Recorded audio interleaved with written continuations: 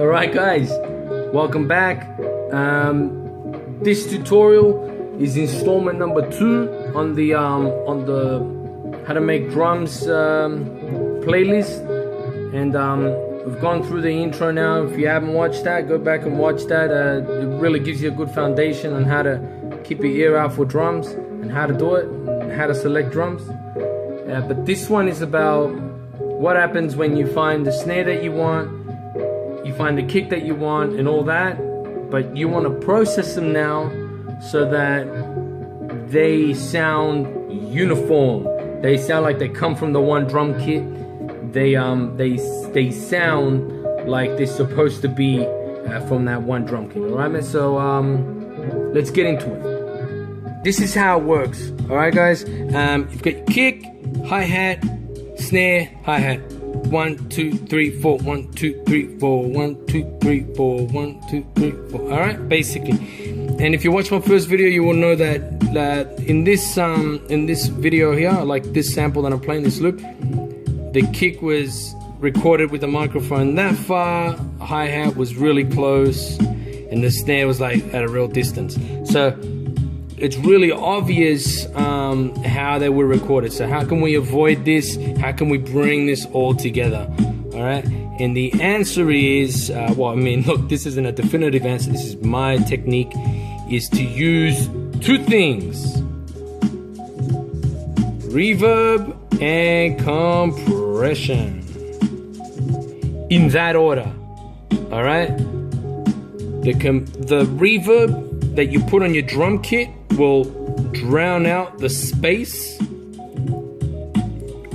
that these microphones were sitting at originally. It would sort of like reset it. It would give it a new space, a new room, and the compression is going to flatten that sound and compress it all.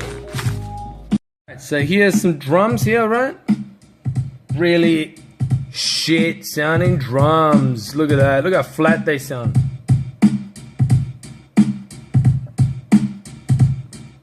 Now straight off the top, I can tell you that hi-hat needs to be, you need multiple levels on that hi-hat, a couple of volumes to give it that dynamic, but really it just sounds flat. It doesn't sound like the drum kit is in a room.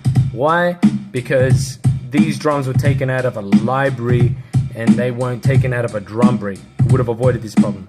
Alright, so let's mess with it. First things first, let's add reverb. Alright guys, so here's my drum kit. Really flat sounding.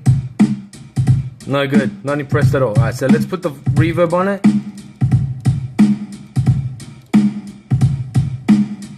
Alright, now we've got some room that's sort of marrying all the different parts of the drum kit. Alright, boom, boom, boom. Alright, got a bit of air in it. Alright, next step, compression. Guys, so this is the drums without compression, but reverb. Sounds pretty good. Now let's put that compression on it. Ready?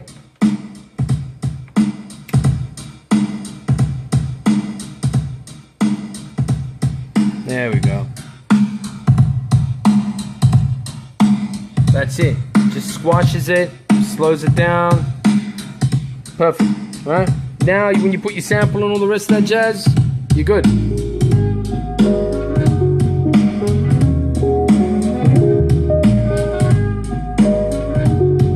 And that's it. Alright guys, so let's recap. Alright? For you guys out there that use libraries and grab bits and pieces from different drum kits and that, if it sounds like it's stumbling, it sounds like the sound is coming in and out of the track, it's probably because it hasn't been processed properly. So what you need to do is set up all your volumes, get it playing nice, you got your swing, all that shit, and then reverb. Give it a brand new room. Alright? Put the drum kit in a brand new room, in a brand new stadium, hall, whatever, and then to really solidify it, to make it concrete, right? You saturate it, you compress it. Alright? play around a little bit with it, different reverbs, different compressions, but in that order. Reverb, then compress it. And when you hear your drum kit, you'll hear it and it will sound really full, and it will have air in it, and it will sound like it, you know, like a proper drum kit, right? And that's it.